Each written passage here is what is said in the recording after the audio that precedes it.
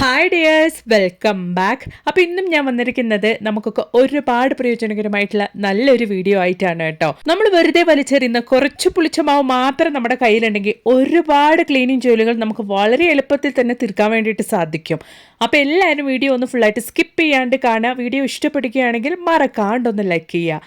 അപ്പോൾ നമുക്ക് സമയം കളയാണ്ട് നേരെ വീഡിയോയിലേക്ക് പോവാം. അപ്പം നമുക്ക് നമ്മുടെ ആദ്യത്തെ ടിപ്പ് ഒന്ന് കണ്ടു നോക്കാം. ഇതുപോലെ നമ്മൾ ഉപയോഗിക്കുന്ന പാൽപാത്രം അല്ലെങ്കിൽ നോൺ സ്റ്റിക്ക് പാനിൻ്റെ പുറകിൽ, കുക്കറിൻ്റെ പുറകിലൊക്കെ ഉള്ള ഇതുപോലുള്ള അടി പിടിച്ച ഭാഗങ്ങൾ നമുക്ക് നല്ല രീതിയിൽ തന്നെ ക്ലീൻ ചെയ്യാൻ വേണ്ടിയിട്ട് നമ്മൾ വെറുതെ വലിച്ചെറിയുന്ന ഇതുപോലുള്ള കുറച്ച് പുളിച്ച ദോശമാവ് ഒഴിച്ചു കൊടുക്കുക.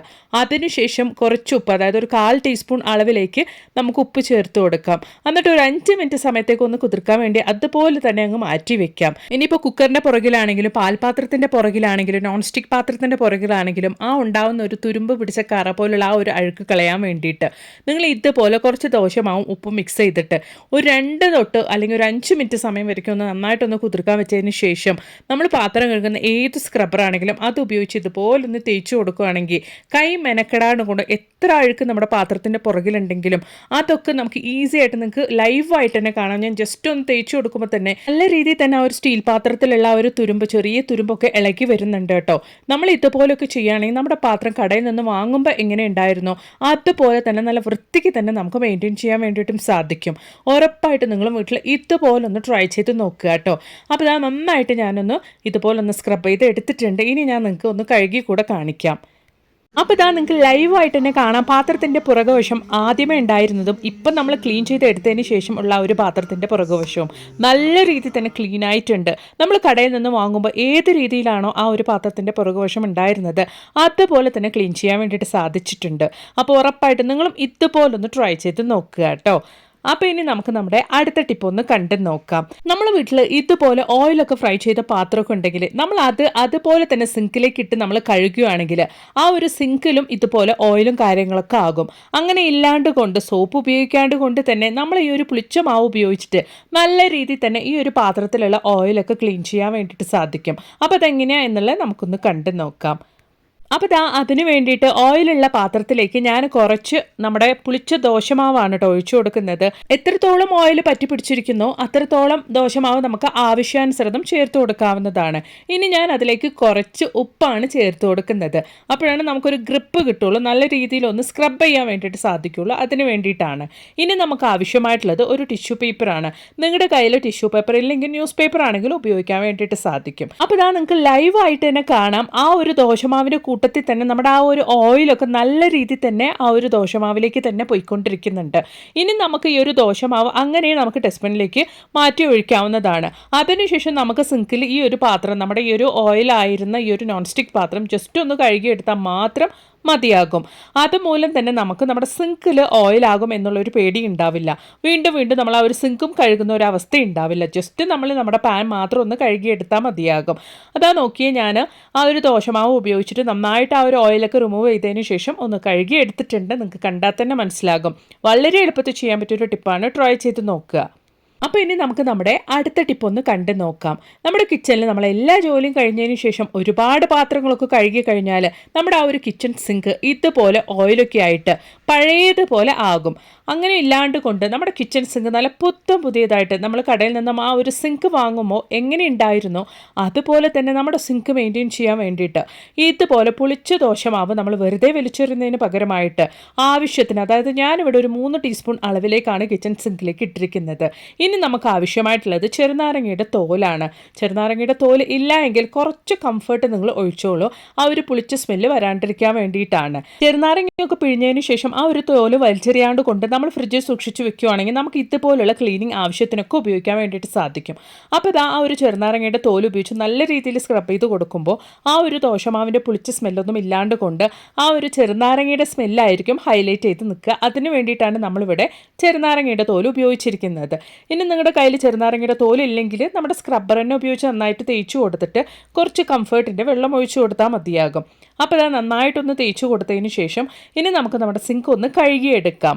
ഒരുപാട് ഓയിൽ സ്റ്റെയിൻ ആയിട്ടും നല്ല പഴയതുപോലെ ഉണ്ടായിരുന്ന ആ ഒരു കിച്ചൺ സിങ്ക് ദോശമാവും ലെമണിന്റെ തോലും ഉപയോഗിച്ച് നന്നായിട്ട് തേച്ച് കൊടുത്ത് ഇതുപോലെ കഴുകുമ്പോൾ ആ ഒരു ചേഞ്ചസ് നിങ്ങൾക്ക് തന്നെ ലൈവായിട്ട് കാണാം. നല്ല പുതിയതുപോലെ തന്നെ ആയിട്ടുണ്ട് എൻ്റെ കിച്ചൺ സിങ്ക്. അപ്പോൾ ഉറപ്പായിട്ടും ഇനി നിങ്ങൾ കിച്ചൺ സിങ്ക് ഒക്കെ ക്ലീൻ ചെയ്യുന്ന സമയത്ത് വെറുതെ വലിച്ചെറിയുന്ന ഈ ഒരു ദോശമാവ് ഉപയോഗിച്ചൊന്ന് ട്രൈ ചെയ്ത് നോക്കുക കേട്ടോ.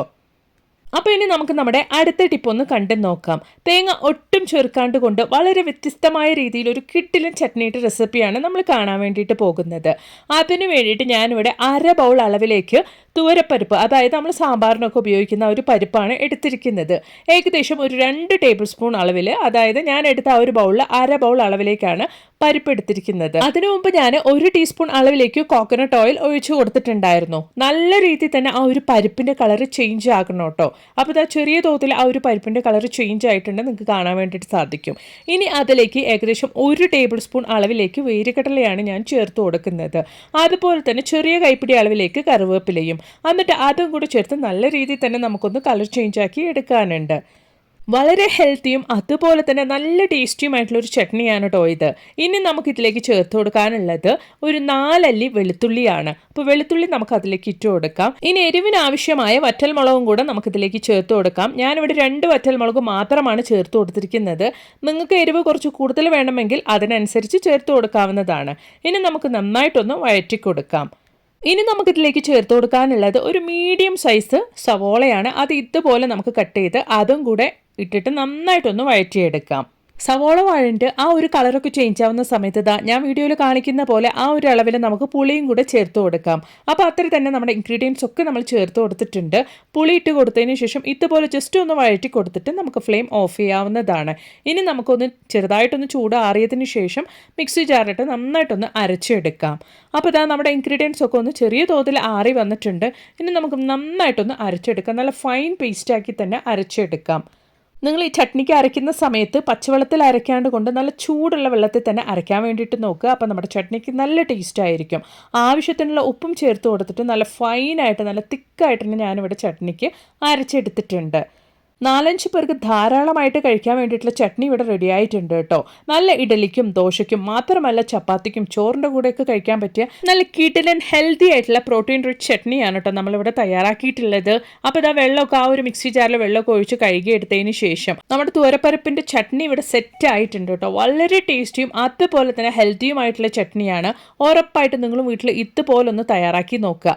എന്നിട്ട് നിങ്ങളുടെ വലിയൊരു അഭിപ്രായങ്ങളൊന്ന് കമൻറ്റ് ബോക്സിലിട്ട് അറിയിക്കും കൂടി ചെയ്യാം കേട്ടോ. ഇനി നമുക്ക് നമ്മുടെ ചട്നിയിലേക്ക് കടുകും കറിവേപ്പിലയും ചേർത്ത് താളിപ്പും കൂടെ ഒഴിച്ചാൽ മതിയാകും. അപ്പോൾ ഉറപ്പായിട്ട് നിങ്ങളും ഇതുപോലൊന്ന് വീട്ടിൽ തയ്യാറാക്കി നോക്കുക കേട്ടോ. അപ്പോൾ ഇനി നമുക്ക് നമ്മുടെ അടുത്ത ടിപ്പ് ഒന്ന് കണ്ടു നോക്കാം. നമ്മുടെ ചെറിയ ക്ലീനിങ് ജോലികളൊക്കെ കഴിഞ്ഞതിന് ശേഷം നമ്മുടെ അടുത്ത് ഇത്രയും ദോശമാവ് ഇനിയും ബാക്കിയുണ്ട്. അതിലേക്ക് ഞാൻ 1 ടീസ്പൂൺ അളവിലേക്ക് കല്ലുപ്പ് പൊടിച്ചതാണ് കേട്ടോ ചേർത്ത് കൊടുക്കുന്നത്. അത് നന്നായിട്ടൊന്ന് നമുക്ക് മിക്സ് ചെയ്ത് യോജിപ്പിക്കാം. അതിനുശേഷം നമുക്ക് ആവശ്യമായിട്ടുള്ളത് ഉജാലയാണ്. ഉജാല ഞാനൊരു 3 ഡ്രോപ്പ് മാത്രം ആ ഒരു മാവിലേക്ക് ഇട്ട് കൊടുക്കുന്നുണ്ട്. നിങ്ങൾ കൂടുതൽ മാവാണ് എടുത്തിരിക്കുന്നതെങ്കിൽ അതിനനുസരിച്ച് നിങ്ങൾ ഉജാല ഒഴിക്കുന്ന ആ ഒരു അളവ് കൂട്ടി കൊടുക്കുക. അപ്പോൾ ഇതാ ഉജാല ഇട്ട് കൊടുത്തതിന് ശേഷം നന്നായിട്ട് നമുക്കൊന്ന് മിക്സ് ചെയ്ത് കൊടുക്കാം. ഇനി ആ ഒരു മാവിൻ്റെ പുളിച്ച സ്മെല്ല് പുറത്തേക്ക് വരാണ്ടിരിക്കാൻ വേണ്ടിയിട്ട് നല്ലൊരു സ്മെല്ലിന് വേണ്ടിയിട്ട് നമുക്ക് കുറച്ച് കംഫർട്ടും കൂടെ ചേർത്ത് കൊടുക്കാം. ഏകദേശം ഒരു 1/4 ടീസ്പൂൺ അളവിലേക്ക് കംഫർട്ടും കൂടെ ഒഴിച്ചു കൊടുത്തിട്ട് നന്നായിട്ട് നമുക്കൊന്ന് മിക്സ് ചെയ്ത് കൊടുക്കാം. ഈ ഒരു ഒറ്റ സൊല്യൂഷൻ മതി കേട്ടോ. നമ്മുടെ ക്ലോസറ്റിലും അതുപോലെ തന്നെ നമ്മുടെ ടാപ്പിലുള്ള സ്റ്റീൽ ടാപ്പിലുള്ള തുരുമ്പ് കാര്യങ്ങളൊക്കെ നിമിഷ നേരം കൊണ്ട് നമുക്ക് ക്ലീൻ ചെയ്യാൻ വേണ്ടിയിട്ട്. അപ്പോൾ നമ്മൾ നമ്മുടെ സ്റ്റീൽ ടാപ്പിലുള്ള ആ ഒരു തുരുമ്പൊക്കെ എങ്ങനെയാണ് ക്ലീൻ ചെയ്യുന്നത് എന്നുള്ളത് ഒന്ന് കണ്ടു നോക്കാം. അപ്പോൾ ബാത്റൂമിലുള്ള വാഷ് ബേസിലുള്ള ആ ഒരു സ്റ്റീൽ ടാപ്പിൽ നല്ല രീതിയിൽ തന്നെ തുരുമ്പ് കറയുണ്ട് കേട്ടോ. നിങ്ങൾക്ക് കണ്ടാൽ തന്നെ മനസ്സിലാവും നന്നായിട്ട് തുരുമ്പ് എടുത്തിട്ടുണ്ട്. അപ്പോൾ നമ്മൾ റെഡിയാക്കി ഈ ഒരു മിക്സ് കൊണ്ട് ദോശമാവിൽ നമ്മൾ റെഡിയാക്കി ഈ ഒരു മിക്സ് കൊണ്ട് നിമിഷം നേരം കൊണ്ട് തന്നെ നമുക്ക് ആ ഒരു തുരുമ്പ് കറ ക്ലീൻ ചെയ്തെടുക്കാൻ വേണ്ടിയിട്ട് സാധിക്കും. മാത്രമല്ല നമ്മുടെ ആ ഒരു സ്റ്റീൽ ടാപ്പ് നല്ല പുതിയതായിട്ട് തന്നെ മെയിൻറ്റെയിൻ ചെയ്യാനും നമുക്ക് സാധിക്കും. അപ്പോൾ നമ്മൾ മിക്സ് ചെയ്ത് റെഡിയാക്കി വെച്ച ആ ഒരു ദോശമാവ് ഇട്ട് കൊടുത്തതിന് ശേഷം ഞാനിവിടെ ചെറുനാരങ്ങയുടെ ആ ഒരു തോല് തന്നെയാണ് കേട്ടോ ക്ലീനിങ്ങിന് വേണ്ടി ഉപയോഗിക്കുന്നത്. നന്നായിട്ട് ആ ഒരു തോല് ഉപയോഗിച്ചിട്ട് സ്റ്റീൽ ടാപ്പിൽ എവിടേക്കാണോ ആ ഒരു തുരുമ്പ് കറയുള്ളത് ആ ഒരു ഭാഗത്തേക്ക് ഇതുപോലെ ഒന്ന് നിങ്ങൾ തേച്ച് കൊടുത്താൽ മതിയാകും. നല്ല രീതിയിൽ തന്നെ നമുക്ക് ആ ഒരു തുരുമ്പ് കറ ക്ലീനായി കിട്ടും കേട്ടോ. നിങ്ങൾക്ക് ലൈവായിട്ട് തന്നെ അത് കാണാൻ വേണ്ടിയിട്ട് സാധിക്കും. ഒരുപാട് തുരുമ്പ് കറ ഉണ്ടായിരുന്നു എൻ്റെ ഈ ഒരു വാഷ് ബേസിനിലെ ടാപ്പിൽ. അപ്പോൾ നല്ല രീതിയിൽ നമ്മൾ ആ ഒരു മാവ് ഉപയോഗിച്ചിട്ട് ദോശമാവിൽ നമ്മൾ ഉണ്ടാക്കിയ ആ ഒരു സൊല്യൂഷൻ കൊണ്ട് നമ്മൾ ക്ലീൻ ചെയ്യുമ്പോൾ നിമിഷ നേരം കൊണ്ട് തന്നെ നമുക്ക് ആ ഒരു ടാപ്പിലുള്ള തുരുമ്പ് കറയൊക്കെ ക്ലീൻ ആവുന്നുണ്ട്. സാധാരണഗതിയിൽ കുറച്ച് പുളിച്ച മാവൊക്കെ ബാക്കി വന്നു കഴിഞ്ഞാൽ നമ്മളത് കളയാറാണ് പതിവ്. ഒരുപാട് പുളിച്ച മാവ് ആരും ഉപയോഗിക്കാറില്ല അല്ലേ? നമ്മളത് ഉപയോഗിച്ച് ദോശയോ ഇഡ്ഡലിയോ ഒന്നും ഉപയോഗിച്ച് നമ്മൾ കഴിക്കാറില്ല. കാരണം ഒരുപാട് പുളിച്ചു കഴിഞ്ഞാൽ അതിനൊരു ടേസ്റ്റ് കുറവായിരിക്കും. അതാർക്കും അങ്ങനെ ഇഷ്ടപ്പെടുകയില്ല. ഒരുപാട് പുളിച്ച ദോശയും പുളിച്ച ഇഡ്ഡലിയൊക്കെ കഴിക്കാൻ വേണ്ടിയിട്ട് ആർക്കും ഇഷ്ടമില്ലാത്ത കാര്യമാണ്. അങ്ങനെ നമ്മൾ വെറുതെ വലിച്ചെറിയുന്ന മാവ് ഇതുപോലെ നമ്മുടെ വീട്ടിലുള്ള ക്ലീനിങ് ജോലികളൊക്കെ എളുപ്പമാക്കാൻ വേണ്ടി നമുക്ക് ഉപയോഗിക്കാവുന്നതാണ് കേട്ടോ. ആ ഒരു സ്റ്റീൽ ടാപ്പിൻ്റെ മുൻവശമൊക്കെ നിങ്ങൾ ആദ്യമേ കണ്ടായിരുന്നു. നല്ല രീതിയിൽ തന്നെ തുരുമ്പ് കറ ഉണ്ടായിരുന്നു. ഇപ്പോൾ നോക്കി നല്ല പുത്തം പുതിയതുപോലെ തന്നെ പളാന്ന് നമുക്ക് ആ ഒരു വ്യത്യാസം കാണാൻ വേണ്ടിയിട്ട് സാധിക്കുന്നുണ്ട്. അപ്പോൾ ഉറപ്പായിട്ട് നിങ്ങളും ഇതുപോലൊന്ന് തയ്യാറാക്കി ട്രൈ ചെയ്ത് നോക്കുക കേട്ടോ. ഇഷ്ടപ്പെടുകയാണെങ്കിൽ ഒന്ന് ലൈക്കും കൂടെ ചെയ്ത് സപ്പോർട്ട് ചെയ്യുക. അപ്പോൾ ഇനി നമുക്ക് നമ്മുടെ അടുത്ത ടിപ്പ് ഒന്ന് കണ്ടു നോക്കാം.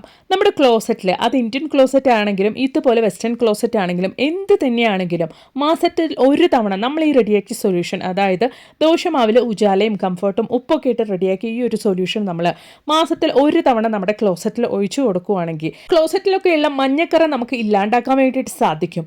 മാത്രമല്ല സെപ്റ്റിക് ടാങ്ക് അടയാണ്ട് കൊണ്ട് സഹായിക്കാനും ഈ ഒരു ദോശമാവ്, അതായത് പുളിച്ച മാവ് നമ്മളെ സഹായിക്കും കേട്ടോ. അപ്പോൾ നമുക്ക് ഒരുപാട് പേർക്ക് വളരെ ബുദ്ധിമുട്ടുള്ള ഒരു കാര്യമാണ് പെട്ടെന്നൊക്കെ ഈ ഒരു സെപ്റ്റിക് ടാങ്ക് അടഞ്ഞു പോകുക എന്നുള്ളത്. മാസത്തിൽ ഒരു തവണ നിങ്ങൾ ഇതുപോലെ ചെയ്തു വെക്കുകയാണെങ്കിൽ നമ്മുടെ പുളിച്ച ദോശമാവ് ഇതുപോലെ ക്ലോസറ്റിൽ ഒഴിച്ചു കൊടുത്തിട്ട് രാത്രി മുഴുവനും വെച്ചതിന് ശേഷം രാവിലെ എണീറ്റ് നിങ്ങൾ ഫ്ലഷ് ചെയ്ത് കൊടുക്കുകയാണെങ്കിൽ ആ ഒരു സെപ്റ്റിക് ടാങ്ക് പെട്ടെന്ന് അടയുക എന്നുള്ള ഒരു പ്രശ്നം നമുക്ക് ഉണ്ടാവില്ല. ഉറപ്പായിട്ട് നിങ്ങളൊന്ന് ട്രൈ ചെയ്ത് നോക്കുക കേട്ടോ. അപ്പോൾ ഇന്ന് ഞാൻ എൻ്റെ വീഡിയോയിൽ കാണിച്ച എല്ലാ ടിപ്സും നിങ്ങൾക്ക് ഒരുപാട് പ്രയോജനകരമാണെന്ന് ഞാൻ കരുതുന്നു. വീഡിയോ ഇഷ്ടപ്പെടുകയാണെങ്കിൽ ഒന്ന് ലൈക്ക് ചെയ്യുക. നിങ്ങൾ ലൈക്ക് ചെയ്യുന്ന സമയത്ത് ഹൈപ്പ് എന്ന ബട്ടണും കൂടെ എനേബിൾ ആകും. അതും കൂടെ നിങ്ങളൊന്ന് ക്ലിക്ക് ചെയ്ത് കൊടുക്കുകയാണെങ്കിൽ ഒരുപാട് പേർക്ക് ഈ ഒരു വീഡിയോ റീച്ച് ആവുന്നതായിരിക്കും. മാത്രമല്ല നല്ല കുറേ വീഡിയോസ് ഞാൻ എൻ്റെ ചാനലിൽ ഉൾപ്പെടുത്തിയിട്ടുണ്ട്. നിങ്ങൾ അതും കൂടെ ഒന്ന് കയറി ചെക്ക് ചെയ്ത് നോക്കുക കേട്ടോ. അപ്പോൾ ഇനി ഒരു പുതിയ വീഡിയോ ആയിട്ട് നിങ്ങളുടെ അടുത്തേക്ക് വരുന്നത് വരയ്ക്കും എല്ലാവർക്കും ബായ്.